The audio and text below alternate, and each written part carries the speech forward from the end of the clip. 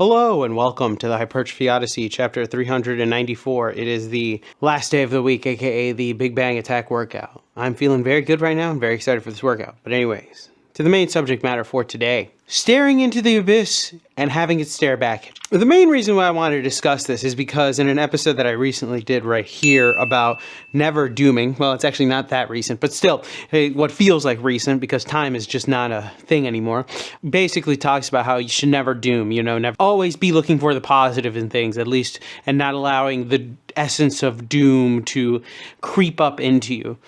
But there are some times where you look into the abyss, you're staring down the barrel of a 50-year mortgage and you realize, fuck. And sometimes it's a remembrance or like a battle in between two different types of things that are going on inside of you that where you're like, okay, I want to not doom here, but fuck. Like there's no other way to describe it except for how the fuck am I supposed to get out of this? And I think that is more of a faith-based thing because we'll probably get into more of the stuff, but also the abyss staring, because obviously there's one big ass abyss that we all look at, aka our phones, that does not help at all. But I think today we're going to be looking at that and also just the reflection that it gives back to you, and also just not letting it win, basically, but also trying to find what the fuck is going to happen. Because I think that at this point in time, I think that nowadays it's more action has to be taken at this point. People are gonna have to start saying random shit in order to get power and get shit done, really. Because realistically, we can't trust anybody anymore.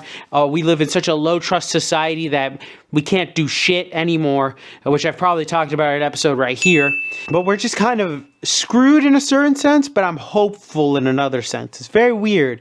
It's like we have the tools that have fucked us, but we also have the tools to get us out of it. So I think that figuring out how to get us out of it is half the battle. But we'll get into that and a few other things, because staring into the abyss like this is just it's a tough one. It's like, like I said, if you do it for too long, the abyss consumes you. So you got to be careful. But with that being said, we'll talk more about that and a lot of other shit when we get to Mother Base.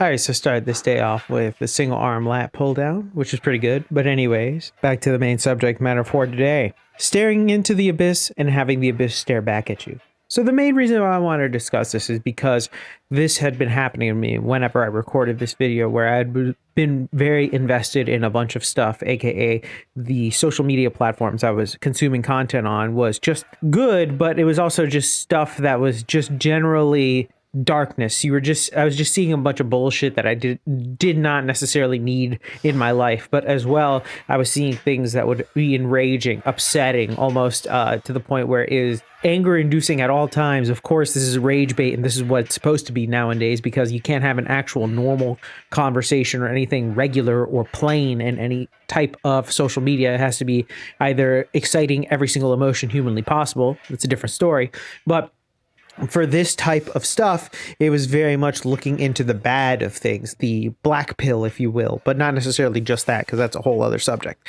but just the darkness that is the human world that is nowadays.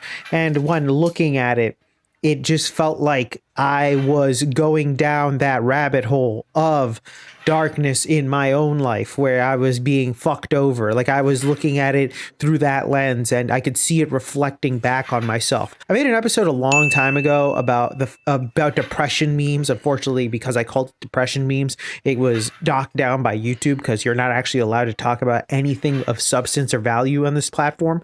But the issue with it is that once you look at something like this type of stuff, it reflects back on you like those types of memes where they're funny and poking fun at you in theory, but then at the end of the day, they will consume parts of your life because you are allowing that type of stuff in your life.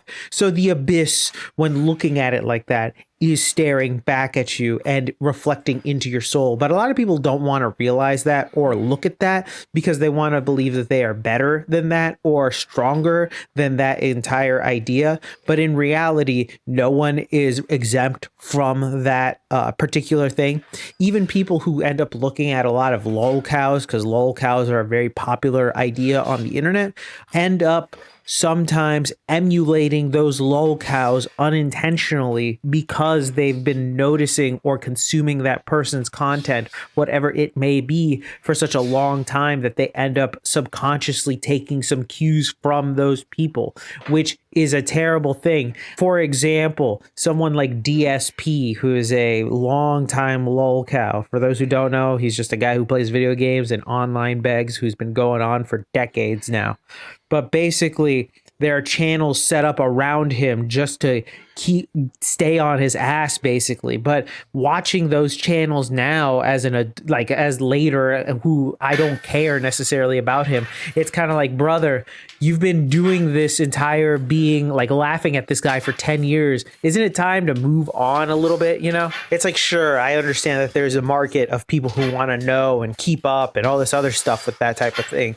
But at the same time, after 10 years, there's probably some things you've probably picked up from this guy that you don't even know that you did.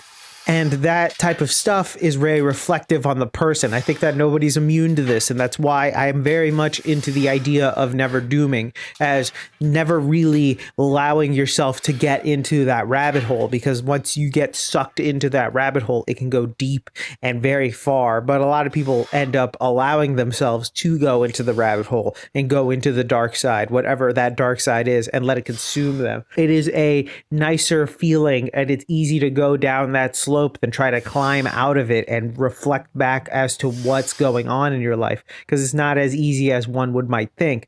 But it is a true battle within, between the good and the evil within yourself, in order to find out what the good parts are, and not allowing the evil to win. Now, of course, this doesn't mean that you shouldn't have some of these things to see it, because you have to see it. You have to see the horrors and the realities of the world in order to distinguish what reality is versus what is the presumed reality that you see from a day-to-day life. Of course, there are scenarios in which case that it would make sense for this to happen better than others. You technically shouldn't be watching, gore videos in 8th grade at like 7 a.m. with your friends all of a sudden in a computers class. That's obviously not how this should go. But that's the ugly reality of the world that happens, not only in the real world, but also in whatever world you're living in. It happens. Sometimes you look into the abyss, sometimes the abyss grabs you and throws you in. And that's the thing about it. There's no real options to it. Not nowadays, at least, where you have the ability to skirt it. Not all the internet is just going to be surrounded by cat videos and shit like that. You're not going to get that all the time. You're going to get things that are going to be highly engaging, because that's how people are. I feel like the only real way to combat something like this is to either, one, get rid of any social media platforms that you might have access to, or highly limit them, because they will destroy you. And that's not the only thing that can be doing it, because there are also news and all the other bullshit that will happen. Even people can be an abyss depending on the person, but that's kind of a different story for a different day. I think that when it comes to getting away from it, from the social media aspect of it, besides deleting it, I think that the only real way that is possible is to have some sort of faith in something higher than yourself in order to get a leading or guidance away from that type of stuff, whether it be your religion or even into the belief of something that is above you. But the idea of letting that lead you to a place outside of the whole, may it even be yourself, but believing that you are becoming a better version of that self, is better than having the abyss, staring into this abyss and darkness that is the world. So that's just how I feel about it personally, though. And we're back. Welcome to the workout debriefing. Exercises not filmed, none. Exercises skipped, also none. Got everything in, thankfully. But anyways, to the main subject matter for today. Staring into the abyss and having the abyss stare back at you. So the main reason why I wanted to discuss this is because we are living in what is ostensibly probably some of the worst times possible in certain senses, where we know too much. We are getting too close to the sun. Everything seems like we are ready to collapse. Every day is something happening. It seems as though there are important moments happening once a week, at least, in history, which obviously is kind of how the world works in a certain way, but there is no more magic that once was there. The nostalgia of before is completely gone. I think that now there is going to be nothing like the nostalgia that we had once. We are probably going to have that and be lucky to have that the future generations are just not going to have. I highly doubt that future generations are going to be nostalgic about Cardi B music. You know what I mean? Like, it's just not going to happen. I have a feeling they're going to be not like that for a lot of things in the future. They're not going to be fantasizing about the Italian brain rot that they once watched and were like, man, that was good. You know, that's just not going to happen anymore. So nostalgia is something that maybe has died with our generation, but we'll talk about that because that's a kind of a different thing. Also, maybe nostalgia that never existed also as well, but we'll get there some other day. I've already talked about nostalgia actually in a different video, but we'll talk about it again. The main reason why I wanted to discuss this is because this is like the perfect time for me to remember, oh yes, these are the reasons why I became very religious later in life, that these are the reasons why, because looking at these things and understanding that you're just basically not even a sheep, you're a speckle in all of this. There has to be some sort of faith that you can have in something that is more powerful than anything, really. And I think that that's the power of faith, really. I think those who deny like any type of faith-based morality or just faith-based anything are really doing a disservice to themselves and putting something else in its place as the altar to take over them. That, you know, you have your super atheist girl who doesn't understand the idea of religions at all, but will immediately understand Harry Potter and all of the books and movies, but yet not see any of the parallels as to what that story represents in a Christianity sense. Just saying, because a lot of people don't realize that, oh yeah, in the second one, he ends up having to die and all these other things, you know, the death in order to rebirth, all this other stuff, okay? Because a lot of stories are based like that, but we'll talk, that's another story for another day. I think that this is just a nice reminder to have some faith in something more above you, really, and that will lead you into the good, because looking at the hellscape that is this world is a nightmare. I don't think that there's anything good by just continuing the gaze into it.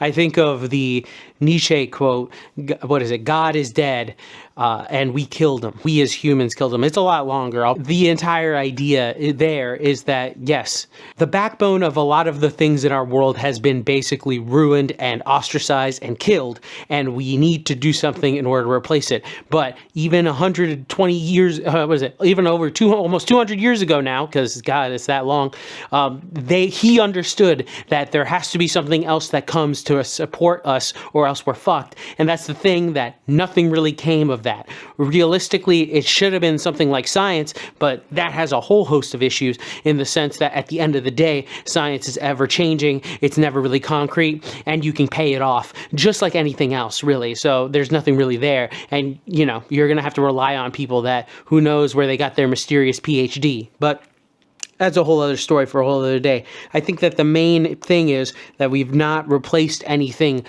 God, with anything else. And I think the idea of just going back to that is probably the best thing that we could possibly do, because there's nothing really else to go back to. I mean, even if we wanted to go back and do things how we used to do, it's literally impossible. Once we have taken everything out of the box, we can't put it back in. Fortunately, faith and religion is one of those things that can still work and still do work, especially for certain groups in the Middle East and such of that case. So it is only acceptable that we should probably be able to do it here out in the West. I don't think that we are abstaining from that with good reason. I think that people who try to separate it, a little fucking retarded, but that's a whole other story. I am glad, because in the middle of this, I really did feel like, fuck, what am I looking at here? What is all of this? All of these things, all of these issues all happening at once, which I've hopefully gone over. And then realizing, oh, right, I believe in God, so I'm going to pray, and I'm going to keep going and try to put my faith in that. And there you go. That truly, really did make me feel much better about things, because there's some things that no matter how hard you try, if you put your faith into something else that's more above you, you're good to go, you know? You just got to be careful. Sometimes the things that are above you are can be below you, and they can be tricking you. But we'll talk about that some other time. But with that being said, tell me what you think in the comment section down below. I'd love to know your thoughts and opinions about this one. This one was an interesting one. I hope that you could see how the world is going to shit and how maybe you should return to faith if you haven't already. And if you aren't into that type of stuff, maybe you should. But anyways, please let me know your thoughts and opinions in the comment section down below. I'd love to know your thoughts and opinions about this one. I will be back on tomorrow with a new video. Thank you very much for watching. I really do appreciate it. I will see you in the next one. Keep it heavy, stay safe out there, and stay warm. And I'll see you in the next one. Peace!